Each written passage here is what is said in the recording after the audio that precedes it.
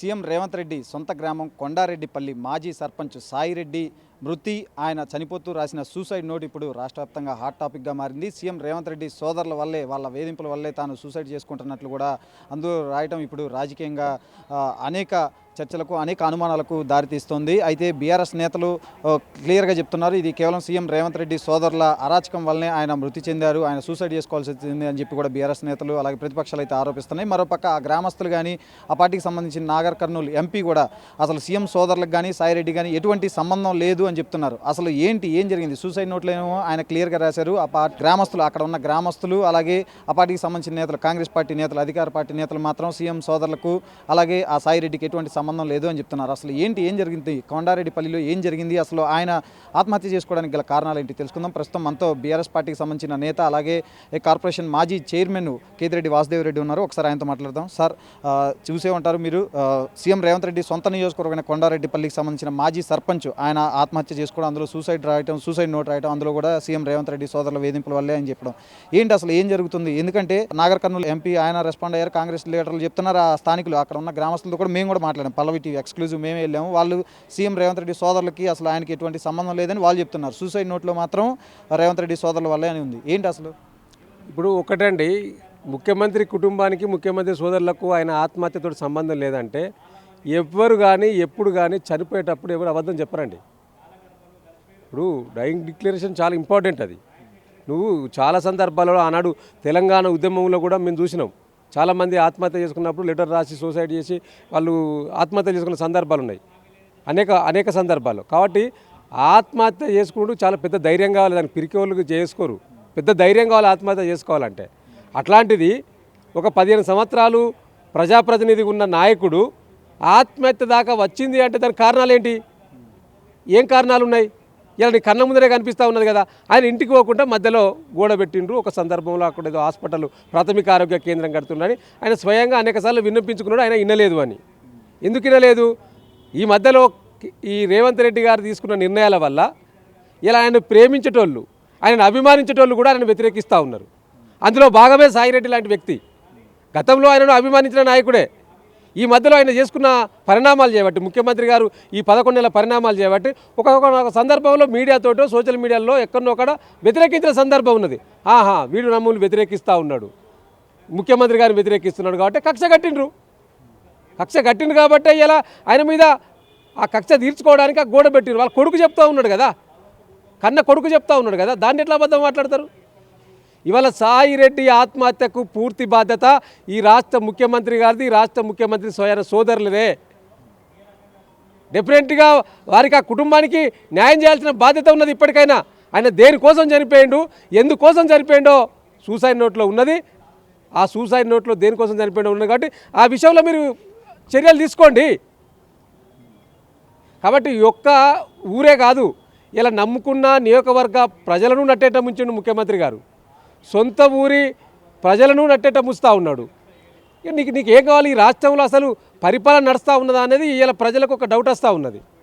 ఈ 11 నెలల కాలంలో గతంలో ఆంధ్రప్రదేశ్లో రాయలసీమ జిల్లాలో చూసేది ఈ కక్షలు, ఈ కార్పణ్యాలు, ఎవడన్నా వ్యతిరేకంగా మాట్లాడితే మన తొక్కేయడము, పిసికేయడము, ఇలా అవన్నీ కూడా ఇలా తెలంగాణ రాష్ట్రంలో కొనసాగుతూ ఉన్నాయి. అంటే దేనికి నిదర్శనం? నీ 11 నెలల పాలనలో ప్రజలకు ఒరిగింది ఏమేంటిదే? ఇలా ఇంకేదో సాధించడమని ముఖ్యమంత్రి గారు విజయోత్సవాలు చేస్తూ ఉన్నారు. 11 నెలలు అవుతారే కాబట్టి ఏం సాధించడమని ముఖ్యమంత్రి గారు మీరు విజయోత్సవాలు చేస్తూ ఉన్నారు? ఎందుకోసం విజయోత్సవాలు చేస్తూ ఉన్నారు? ప్రజల జీవన పరిణామాలు ఏమైనా మారినాయా? జీవన స్థితిగతులు ఏమైనా మారినాయా ఈ 11 నెలల్లో? గతానికంటే అధ్వానం తయారైంది కదా. ప్రజలందరూ కూడా ఇప్పుడు చెప్తలేరా ఈ గ్రామాలకు పోతే? ఇలా గతంలో బీఆర్ఎస్ సర్కారు ఉన్నప్పుడు కేసీఆర్ గారి నాయకత్వంలో సంక్షేమాన్ని, అభివృద్ధిని 2 సమపాలలో కొనసాగించాడు. ఇలా నీ సంక్షేమం ఎటుపోయింది? ముఖ్యమంత్రి రేవంత్ రెడ్డి గారు నువ్వు ఇచ్చిన మాటలు ఎటుపోయినాయి? ఏమైనాయి? నువ్వు ఎప్పటికీ వీళ్ళకి ఏం అలవాటు అయింది కాంగ్రెస్ నాయకులకు అంటే, ఇవాళ లేతే గత బీఆర్ఎస్ సర్కారును తూలనాడాలే, కేసీఆర్ గారు బయటకు ఎత్తలేడు, రావాలే, అసెంబ్లీకి రావాలే, మాట్లాడాలంటారు. నువ్వు మాట్లాడేళ్ళకి సమాధానం చెప్పరు, అదే సరిపోతుంది. నీకు ఎవరితో సంబంధం లేదు. నువ్వు చక్కగా పరిపాలన చేస్తే మేమెందుకు మాట్లాడతావు? ఇలా మీరు నన్ను ఎందుకు అడుగుతారు, నేనెందుకు చెప్తా? ఇలా సాయిరెడ్డి అనే ఒక వ్యక్తి వాళ్ళ ఊళ్ళో ఆత్మహత్య చేసుకుంటే ఇలా మనం మాట్లాడేటోళ్ళమా? ఈ చర్చ వచ్చేదా? నీ లగచర్లలో నీ యొక్క ఓటేసి గెలిపించిన ప్రజలు ఇలా భూములు గుంజుకుంటున్నావు కదా, ఆ పరిణామే అక్కడ చోటు చేసుకోకుంటే ఇలా మేమంతా ఎందుకు మాట్లాడతావు? మాకు ఎందుకు అవకాశం ఇస్తున్నావు? నువ్వు ఇయ్యకు, అవకాశం ఇయ్యకు, పరిపాలన మంచిగా కొనసాగించు. అది శాతగాక పక్కోని మీద పడి ఏడవడం ఈ ముఖ్యమంత్రి గారికి అలవాటు అయిపోయింది. ఈ 11 నెలల కాలంలో ముఖ్యమంత్రి గారు పాలన చేతగాక, పాలన మీద పట్టు సంపాదించుకోక, ఇప్పటికే అధిష్టానంలో కూడా ఈయన చులకనైపోయిందని అంటున్నారు. చాలా స్పెక్యులేషన్స్ వార్తలు వస్తూ ఉన్నాయి. రేవంత్ రెడ్డి గారిని రాహుల్ గాంధీ గారిని కూడా పట్టించుకుంటలేరట. చాలా దిక్కుల సోషల్ మీడియాలో చూస్తూ ఉన్నాం. దానికోసం ఇవాళ నిన్న మొన్న పిసిసి అధ్యక్షుడు ఉత్తమ్ కుమార్ రెడ్డి గారు బట్టి గారిని బతిలాడి మీరు ఢిల్లీకి పోయి ఎట్లన్నా ఈ సంవత్సరం పాలన అవుతుంది, మన రాహుల్ గాంధీ గారిని పట్టుకురావాలి తెలంగాణకు అని అంటుండ్రట. మరి ఇప్పటికైనా రాడన్నాడు. మొన్న వరంగల్ ఆర్ట్స్ కాలేజీ మీటింగ్కు సోనియమ్మనో లేకపోతే ప్రియాంక గాంధీనో లేకపోతే రాహుల్ గాంధీ గారినో ప్లాన్ చేసుకున్నారు. ఎందుకంటే రైతు డిక్లరేషన్ చేసిన ప్లేసుల్లే మనం విజయోత్సవాలు చేస్తూ ఉన్నాం, రాహుల్ గాంధీ గారు పిలిస్తే బాగుంటుంది అనుకున్నారు. కానీ రాహుల్ గాంధీ గారు ముఖం చాటేసిండ్రు, వస్తలేడు. మరి ఎందుకు వస్తలేడో, మరి నువ్వు ఏం చేసినావో. సో ఇదంతా ప్రజలు చర్చించుకుంటూ ఉన్నారు బయట. నీ అధిష్టానంలో కూడా నువ్వు చులకనైపోయినావు. ఇది ఎన్నాళ్ళు ఉండదు. బహుశా నేను అనుకుంటున్నా ఈ మహారాష్ట్ర ఎన్నికల్లో కూడా బీజేపీ జయకేతన వేసింది కాబట్టి ఇక తెలంగాణలో కూడా ఏమైనా కాన్సన్ట్రేషన్ చేస్తుందా బీజేపీ, కేంద్ర ప్రభుత్వం, అమిత్ షా గారు, నరేంద్ర మోడీ గారు అనేది కూడా చర్చలు జరుగుతూ ఉన్నాయి. సో నీ సీటు కిందికి ఎసరొచ్చిందిగా, అప్పట్లెక్క లేదుగా. ఇక అప్పుడు ఒక లెక్క, ఇప్పుడు ఒక లెక్క. నీకు సంవత్సరం అంతా ఒక లెక్క అయిపోయింది, ఇప్పుడు సంవత్సరం తర్వాత మరొక లెక్క ఉండే పరిస్థితి కనిపిస్తూ ఉన్నది. కాబట్టి ఇప్పటికైనా నువ్వు ప్రజల మెప్పు పొందాలంటే ప్రజల కోసం ఇచ్చిన హామీలను నువ్వు 420 హామీలు ఇచ్చినావు, దాని గురించి నేను మాట్లాడతలేను. నీకు 5 సంవత్సరాల సమయం ఉంది కాబట్టి నువ్వు ఫస్ట్ 100 రోజుల్లో చేస్తూ ఉన్న 6 గ్యారంటీలు 13 అంశాలు ఏమైపోయినాయి? ఎందుకు చేయలేకపోతా ఉన్నావు? చేసినావా? 2000 4000 పెన్షన్ చేస్తాను ఇచ్చినావా? రైతులకు నట్టంట ఉంచినావు కదా నువ్వు. రైతులకు రైతు సంక్షేమం గురించి నువ్వు ఏం పట్టించుకున్నావు? రైతు బంధు ఇచ్చినావు కదా బీఆర్ఎస్ సర్కారు, దాన్ని ఎగ్గొట్టి రుణమాఫీ అని చెప్పినావు. ఆ రుణమాఫీ పూర్తి స్థాయిలో చేసినావా? అది కూడా పూర్తి స్థాయిలో కాక పాక్షికంగా అయింది. ఇంకా అనేక మంది ఇబ్బంది పడుతూ ఉన్నారు. రైతు భరోసా ఇచ్చినవా? 15,000 మేము గతంలో బీఆర్ఎస్ సర్కారు 10,000 ఇస్తే 2 పంటలకు నేను 15,000 ఇస్తాను పెద్ద మొగోని లెక్క చెప్తేవి. 15 రూపాయలు లేవా ఇప్పటి వరకు? రైతు కౌలుదారులకు ఇస్తారంటివి, రైతు వ్యవసాయ కూలీలకు ఇస్తారంటివి, ఒక్కరికి దిక్కు లేదా ఇప్పటి వరకు. ఇప్పుడు మొన్న మహారాష్ట్ర ఎన్నికల్లో గొప్పలు చెప్పినావు. అక్కడికి పోయి అక్కడ 3,000 నెలకు 3,000 ఇస్తావు మహిళలకు అని చెప్పినావు. నువ్వు తెలంగాణలో ఇచ్చిన హామీ 18 సంవత్సరాలు నిండిన యువతులకు ఎవరైతే ఉన్నారో ఆడబిడ్డలకు 2,500 ఇస్తాను, అవి ఇచ్చినవా? అది కూడా 6 గ్యారంటీలో భాగమే. నేను వేరే చెప్తలేను. ఇవన్నీ చేసినవా? నీకు చేతనైతే లేదు ముఖ్యమంత్రి గారు, నీ వల్ల కాదుగా, నీ వల్ల పరిపాలన కాదు. నువ్వే ఒప్పుకున్నావు కదా ఎన్నికల ముందు. సార్ మరి మీరు ఏదో జర్నలిస్ట్ అడిగిండు, మీరు మంత్రిగా చేయకపోతే, ప్రభుత్వంలో క్యాబినెట్లో ఎక్కడ పని చేయకపోతే, మరి రేపు మీరు అధికారం వస్తే ఎట్లా ముఖ్యమంత్రి పరిపాలన కొనసాగిస్తారంటే ఆయన చెప్పిండు, ఒక బిల్డింగ్ కట్టాలంటే అంత కూలోళ్ళే కడతారుగా, మేస్త్రి దగ్గరుండి కట్టిస్తారు కదా అన్నాడు. అంటే నువ్వు ఒక రాష్ట్ర వ్యవస్థను, పరిపాలన వ్యవస్థను నువ్వు ఒక మేస్త్రితోటి పోల్చినావంటేనే నీ జ్ఞానం ఎంత ఉన్నదో అప్పుడే మేము అర్థం చేసుకున్నాం. కానీ కొంతమంది ప్రజలు అర్థం చేసుకోక ఇబ్బంది పడతాను ఇప్పుడు. కాబట్టి ఇక నీతోటి ఇక ఇంకేదో అవుతుంది, నువ్వు ఇంకేదో పొడుతావు ప్రజలకు ఏమో తీసుకొస్తావంటే ఇక అది మా భ్రమ అవుతుంది. ఇక నీతోటి కాదు, ఇక ఈ పరిపాలన కొనసాగితే నీకు అది బరువు ఎక్కువైపోయింది. నువ్వు మోయాల్సిన బరువు కంటే ఎక్కువ మోస్తున్నావు. నీ స్థాయికి మంత్రి పదవి ఉంటే బాగుండు, నువ్వు ముఖ్యమంత్రి ఏకంగా అయిపోయే వరకు అసలు అగులు ముగ్గులు అయిపోతారో. నువ్వు ఎట్లా చేసుడో అని ఏం చేయాలో తెలుస్తలేదు. ఇప్పుడు అంత గతంలో నువ్వు రియల్ ఎస్టేట్ చేసి వచ్చినావు కాబట్టి మొత్తం రియల్ ఎస్టేట్ మీద నీ కన్నంతా భూములను ఎట్లా రియల్ ఎస్టేట్గా కన్వర్ట్ చేసుకోవాలి, ఎట్లా పక్కపట్టి భూములు కొనాలి, ఎట్లా నువ్వు సంపాదన పెంచుకోవాలి. నీ సంపాదన పెంచుకోవడానికి, నీ బ్రదర్స్ సంపాదన పెంచుకోవడానికే నీ యొక్క ఆలోచన విధానం ఉన్నది. కానీ ఈ రాష్ట్ర సంపదను ఎట్లా పెంచుతావనే ఆలోచన మాత్రం నీకు ఇంకా ఈ బుర్రకు తడతలేదు. నువ్వు చెప్పినావు గతంలో ఇంటర్వ్యూ చేసినప్పుడు, సింపుల్ టిక్కు, ఆ రాష్ట్ర సంపదను పెంచి పేదలకు పంచితే అయిపోతుంది అన్నావు. నువ్వు రాష్ట్ర సంపదను పెంచడం మర్చిపోయినావు, నీ సంపాదన మీద పడ్డావు కాబట్టి ఈ పరిణామాలు చోటు చేసుకున్నావు. ఈ రాష్ట్రంలో ఏ వర్గం హ్యాపీగా ఉన్నది?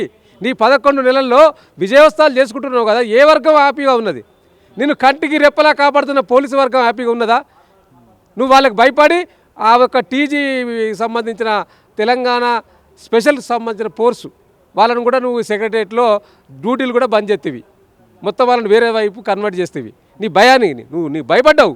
ఎందుకంటే వారికి ఇచ్చిన ఏక్ పోలీసు విధానం సంబంధించిన హామీని అమలు చేయలేకపోయినావు కదా.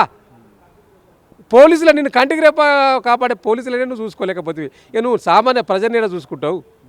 సార్ అయితే ఒకటి చెప్పండి, ప్రధానంగా సీఎం రేవంత్ రెడ్డి ప్రజారంజక పాలన అందిస్తున్నారు. సీఎం రేవంత్ రెడ్డిని ఏమీ చేయలేక ఏమీ అనలేకే వాళ్ళ సోదరులను ఎక్కడ ఏం జరిగినా వాళ్ళ సోదరులను అడ్డం పెట్టుకుని ప్రతిపక్షాలు రాజకీయం చేస్తున్నాయి అంటున్నారు. లఘుచర్ల భూముల విషయంలో కూడా గిరిజనులు బెదిరిస్తున్నారని చెప్పి వాళ్ళ సోదరుల మీద అంటున్నారు. ఇప్పుడు కొండారెడ్డిపల్లి మాజీ సర్పంచ్ చనిపోవడం కూడా కారణం సీఎం రేవంత్ రెడ్డి సోదరులే అంటున్నారు. ఏంటి ఎక్కడ ఏం జరిగినా సీఎం రేవంత్ రెడ్డి సోదరులకి ఎందుకు అంటగడుతున్నారు ప్రతిపక్షాలు? అసలు మీరు ఇప్పుడు అంటగట్టడం కాదు, నేను ఒక బెస్ట్ ఎగ్జాంపుల్ చెప్తా. మల్కాజ్గిరి నియోజకవర్గంలో 20 ఎకరాల ల్యాండు కబ్జాకు గురైతే ఒక సిపి దగ్గరికి పోతే వాళ్ళ కుటుంబ సభ్యులు వాళ్ళు గత కొన్ని సంవత్సరాలుగా దశాబ్దాలుగా వాళ్ళ కంట్రోల్లో ఉన్నది ఆ భూమి అంతా కూడా వాళ్ళకు ఆక్యుపై చేస్తే వీళ్ళు మా మీదకి వచ్చిన సిపి దగ్గరికి పోతే నువ్వు రేవంత్ రెడ్డి బ్రదర్స్ని కలిసి రాపో అని చెప్పిండట సిపి. వాళ్ళు స్వయంగా సోమాజిగూడ ప్రెస్ క్లబ్లో మాట్లాడినరు. ఇది నేను సొంతంగా చెప్తున్న కవిత్వం కాదు, వాళ్ళు స్వయంగా సోమాజిగూడ ప్రెస్ క్లబ్లో మాట్లాడిందే నేను ఉదాహరిస్తున్నా. ఇంతకంటే గొప్ప ఉదాహరణ ఏం కావాలి మీకు? ఈ ప్రతిపక్షాలు మాట్లాడుతున్నాయి లేకపోతే ఇంకోరం మాట్లాడుతున్నారని చెప్పడానికి కాదు ఇది. అంటే నీ పరిపాలన కళ్ళ ముందు చూస్తున్నాం కదా, ఎక్కడెక్కడ ఎవరెవరు ఇబ్బంది పడతా ఉన్నారో. ఇలా నువ్వు లగచర్ల గ్రామానికి పోయి మైకు పెట్టు, వాళ్ళకి ఎవరినన్నా ప్రజలకు సామాన్య ప్రజలకు మైకు పెట్టు, ఏం చెప్తారో. ఇలా వీళ్ళ సోదరుడు తిరుపతి రెడ్డి గారు ఎట్లా బెదిరిస్తూ ఉన్నాడు అక్కడ భూములు గుంజుకోవడానికి. కాబట్టి ఇక్కడ ఎవరో కల్పితాలు కట్టుకథలు అల్లి చెప్పాల్సింది ఏం లేదండి. మీరు చేస్తున్న పరిపాలన యొక్క వ్యవస్థ ప్రజల ముందు కళ్ళ కట్టినట్టు కనబడతా ఉన్నది. దాన్ని కనబడుతున్నది కాబట్టి దాన్నే వివరిస్తున్నాం. నిజంగా మీరు చేసినాయి కదా అన్నీ. ఈ 11 నెలల్లో ఎక్కడెక్కడ ఏ ఇబ్బందులు పడుతున్నారు నువ్వే అంటివి కదా. నాకు రియల్ ఎస్టేట్ తప్పితే ఏం తెలియదా నువ్వే అంటివి కదా. కాబట్టి ఇక్కడ ఎక్కడెక్కడ భూములు ఉన్నాయి ఎవరెవరికి కబ్జా చేయాలని నీ అన్నదమ్ములను పంపినావు. ఇక కంపెనీలు పెంచుకోవడానికి నీ అల్లుల పేరు మీద ఒక కంపెనీ, నీ బామ్మది పేరు మీద ఒక కంపెనీ, కాంట్రాక్టర్లు ఇప్పించుకోవడం, ఈ పని మీద ఉన్నావు తప్పితే నీకు ప్రజాపాలన మీద ఎక్కడ దృష్టి ఉన్నది? దృష్టి ఉంటే నువ్వు ఆ 11 నెలలు 12 నెలలు అవుతున్నది. నువ్వు గిన్నిసార్లు ఢిల్లీకి వచ్చినావు, ఎక్కే విమానం దిగే విమానం అని. ఒక్కరోజన్న పోయి రాహుల్ గాంధీ దగ్గర కూర్చొని ఈ 6 మంత్రులు ఖాళీ ఉన్నాయి వెంటనే వేయాలన్న పరిపాలన ఇబ్బంది అన్నవా? ఎందుకంటే నీకు అది అవసరం లేదు. అవన్నీ నీ దగ్గర పెట్టుకొని ఇప్పుడు ప్రజలు ఇబ్బంది పెడతా ఉన్నావు. ఇప్పటివరకు విద్యాశాఖ మంత్రి లేడు, ఇప్పటివరకు హోంశాఖ మంత్రి లేడు, సాంఘిక శాఖ మంత్రి లేడు, అనేక శాఖలకు మంత్రులు లేరు కదా. నువ్వు 12 మందితోనే నెట్టుకొస్తాను. ఎందుకంటే మీరు చేసేది ఏం లేదు. మీ పరిపాలన కూడా నీ రివ్యూ లేదు. ఏ డిపార్ట్మెంట్లో ఏం ఈ రాష్ట్రంలో ఏం జరుగుతుందో తెలుస్తలేదు. నీకు పరిపాలన మీద పట్టు లేదనేది తెలిసిపోయింది. కాబట్టి కొత్తగా మంత్రులను పెట్టే చేసేది ఏం లేదని సపరేట్గా సాలించుకొని కూర్చున్నావు నువ్వు ముఖ్యమంత్రి గారు. నువ్వు కూర్చుంటే కానీ నిన్ను ఎన్నుకున్న ప్రజలు ఇబ్బంది పడతా ఉన్నారు. ఇలా ఒక కుటుంబం నడవాలంటే తండ్రి బాగుంటేనే నడుస్తుంది. తండ్రి కూర్చైతే కుటుంబం మొత్తం అతలకుతలం అవుతుంది. ఇలా ఈ రాష్ట్ర ముఖ్యమంత్రి అగులు బుగులు అవుతూ ఉన్నాడు కాబట్టి ఈ రాష్ట్రం మొత్తం అతలకుతలం అవుతూ ఉన్నది. అన్నిట్లో ఫెయిల్ అవుతూ ఉన్నది. అన్నిట్లో ఫెయిలర్ ముఖ్యమంత్రి గారు. దేంట్లో సక్సెస్ చెప్పగలుగుతారా మీరు? మీరు ఇప్పుడు మీడియాను దగ్గర పెట్టుకొని కొన్ని పత్రికలను బయట దగ్గర పెట్టుకొని మీరు వాటిని మీకు అనుకూలంగా రాయించుకుంటూ గొప్పలు చెప్పుకుంటున్నారు తప్పితే వాస్తవాలు వేరే విధంగా ఉన్నాయి కింద. నిజంగా ఈ 11 నెలల్లో మెయిన్ స్ట్రీమ్ మీడియా మొత్తం కూడా చూపించలేకపోతూ ఉన్నది. ఇట్లాంటి సోషల్ యూట్యూబ్ ఛానళ్ళు చూపించడం వల్లనే ఇలా ప్రజలంతా కూడా చైతన్యం అవుతూ ఉన్నారు. అయ్యో ఇట్లా జరుగుతుందో తెలుసుకుంటాను వాస్తవాలు. ఇలా నిజంగా నువ్వు యూట్యూబ్ ఛానల్ కూడా నీ కంట్రోల్లో పెట్టుకుంటే ఇలా వాస్తవాలు తెలియకపోవు. ఇలా వాస్తవాలు చెప్తున్నది యూట్యూబ్ ఛానల్ ఎక్కువగా. మెయిన్ స్ట్రీమ్ మీడియా అంతా కూడా నీకు అనుకూలంగా రాస్తూ ఉన్నది. ఏదో పెద్ద పెద్ద వార్తలు తప్పితే అసలు మిగతా వార్తలు పట్టించుకునే పరిస్థితి లేదు. ఆ వార్తలు కూడా రాయకుంటే మమ్మల్ని ఎక్కడ ప్రజలు బహిష్కరిస్తారే వారు భయపడి కొన్ని వార్తలు రాస్తూ ఉన్నారు. నిన్ను నమ్మిన మీ జర్నలిస్టు మీకు అనుకూలమైన పత్రికలనే ఒక ఆర్టికల్ రాసిండు కదా రాధాకృష్ణ గారు, ఫెయిల్ అయిపోయింది మొత్తం వ్యవస్థ అని ఒక ఆర్టికల్ ఆ మధ్యలో రాసిండు కదా. ఈ హైడ్రా గురించి మూసీ గురించి పునరాలోచించు అని చెప్పి ఆయనే రాసిండు కదా. ఇప్పుడు మేము చెప్పేది కాదు, నిన్ను బాగా ప్రేమించి అభిమానించే వాళ్ళే చెప్తా ఉన్నారు కదా. సో కాబట్టి ఈ రాష్ట్ర ముఖ్యమంత్రి గారు ఈ రాష్ట్ర ప్రభుత్వం ఈ 11 నెలల్లో అట్టర్ ఫెయిల్యూర్ అయిపోయింది. ఇలా విద్యా సంవత్సరం ముగిసే వారికి ఒక విద్యార్థి ఎగ్జామ్ పరీక్ష రాస్తే 36 మార్కులు వస్తే పాసు. ఇలా 36 మార్కులు కూడా ముఖ్యమంత్రి గారికి వేసే పరిస్థితి లేదు. ఫెయిల్ అయిపోయాడు. పాస్ మార్కులు కూడా లేవు ముఖ్యమంత్రి గారికి. సార్ లగచర్లలో ఫార్మా విలేజ్ కాదు ఇండస్ట్రియల్ కారిడార్ అంటూ కూడా సీఎం రేవంత్ రెడ్డి తాజాగా అన్నారు. అక్కడ స్థానికులకు ఉపాధి అలాగే యువకులకి ఉద్యోగాలు అని చెప్పి ఏంటి అంటే మరి వెనక్కి తగ్గారనుకోవాలా లేకపోతే ఏంటి అసలు? ఇప్పుడు వెనక్కి తగ్గినట్టు అయితే కనిపిస్తలేదు. అది ఏదో నిన్న వామపక్ష పార్టీలకు సంబంధించిన వాళ్ళు వస్తే వాళ్ళకేదో చెప్పాలా కాబట్టి మాటలు చెప్పినట్టు. నిజంగా నీకు అది ఇండస్ట్రీ కారిడార్ అయితే మరి ఇది ఒక్కసారి జూమ్ చూపించండి. ఇది ఎందుకు ఇచ్చినావు? ఇది గెజిట్ నోటిఫికేషన్. ఈ గెజిట్ నోటిఫికేషన్ దేనికోసం ఇచ్చినట్టు మీరు? ఇది స్వయంగా పెట్టారు కదా. ఫార్మాసిటీకి సంబంధించి ఫార్మా విలేజ్కి సంబంధించిన భూసేకరణకు సంబంధించిన నోటిఫికేషన్ ఇచ్చిండ్రు, జీవో ఇచ్చిండ్రు, గెజిట్ కూడా విడుదల చేసిండ్రు. మరి అటు నోటి మాట మాట్లాడితే అయిపోతుందా ముఖ్యమంత్రి గారు? ఇంకెన్ని రోజులు అబద్ధాలు ఆడి ప్రజలు మోసగిస్తావు? ఇంకెన్ని రోజులు నీ అబద్ధాలు ఎన్ని రోజులు వినాలి? ఇంకా విని విని చెవులు పోతూ ఉన్నాయి. ఎన్నికల ముందు నుంచి వెళ్ళి ఎన్నికలప్పుడు ఇచ్చిన నీకు నోటికి వచ్చిన హామీలు ఇత్తివి, నీ నోటికి మొక్కాలే, నోటికి వచ్చిన హామీలు ఇత్తివి. ఇప్పుడు అవి అమలు చేయలేక చతికిల పడితివి. ఇక పోతే ఇట్లాంటి వామపక్షాలు ఇంకా అందరూ స్పందిస్తూ ఉన్నారు. కాబట్టి మొన్నటిదాకా ఏమన్నాడు ముఖ్యమంత్రి గారు? ఇది బీఆర్ఎస్ కుట్రనే, కేటీఆర్ గారు, కేసీఆర్ గారు, హరీష్ రావు గారు చేస్తున్న కుట్ర, వాస్తవంగా అక్కడ ఏం జరగలేదంటివి. ఇలా అన్ని పార్టీలు, వామపక్ష పార్టీలు ప్లస్ ప్రజా సంఘాలు, మహిళా సంఘాలు పోయి లగచర్లకు పోతారంటే నువ్వు అక్కడ పికెటింగ్ పెడితివి. ఇదంతా పెద్ద ఎత్తున ఏదో లేస్తుందని చెప్పి అది ఫార్మాసిటీ కోసం కాదు, ఆ ఇండస్ట్రీ పార్క్ కోసం అని అడుగుతుంది. ఎందుకు అబద్ధాలు ఆడుతున్నావు ముఖ్యమంత్రి గారు? నువ్వే నోటిఫికేషన్ ఇచ్చినావు కదా, రద్దు చేసుకుంటావా? మాట్లాడతావా అఫీషియల్గా చెప్పి? నీ నోటి వాక్యం కాదు కదా. ఇప్పుడు నువ్వు చెప్పే మాటలు ఎవరు నమ్ముతలేడు ప్రజలు. నువ్వు నమ్మకం పోయింది. నువ్వు ఏదున్నా ఇంప్లిమెంటేషన్ చేస్తేనే నమ్మకం జరుగుతుంది. నువ్వు ఆనాడు ఏమన్నావు? గత బీఆర్ఎస్ సర్కారు 14,000 ఎకరాలు ఫార్మాసిటీ కోసం సేకరిస్తే నువ్వు రాగానే నీ రియల్ ఎస్టేట్ కోసం ఫార్మాసిటీ రద్దంటివి. రద్దన్నాక హైకోర్టుకు మొట్టికాయలు ఎత్తే కోర్టుకు పోతే లేదు రద్దు చేస్తలేము, దాన్ని ఉంచుతాను అంటివి. మళ్ళీ ఫార్మా క్లస్టర్ పేరు నీ అల్లుని కోసం, నీ అల్లుని కంపెనీ కోసం మళ్ళీ ఫార్మా క్లస్టర్ పేరు మళ్ళీ భూమిని సేకరిస్తా అంటివి. మళ్ళీ దీని మీద వ్యతిరేకత వస్తుందని చెప్పి లేదు ఇది ఇండస్ట్రీ పార్క్ అని మళ్ళీ చెప్పబడుతుంది. నోరా మోరా నాలుకైనా తాటమట్ట అది. ఎట్లా పడితే అట్లా మాట్లాడేనా? నువ్వు ముఖ్యమంత్రి అనే విషయం మర్చిపోతున్నావు రేవంత్ రెడ్డి గారు. నువ్వు ఒక రాజ్యాంగబద్ధమైన పదవిలో ఉన్నావు. ఆచితూచి మాట్లాడాలి, ఆచితూచి వ్యవహారం చేయాలి. అది నేర్చుకో ఫస్ట్.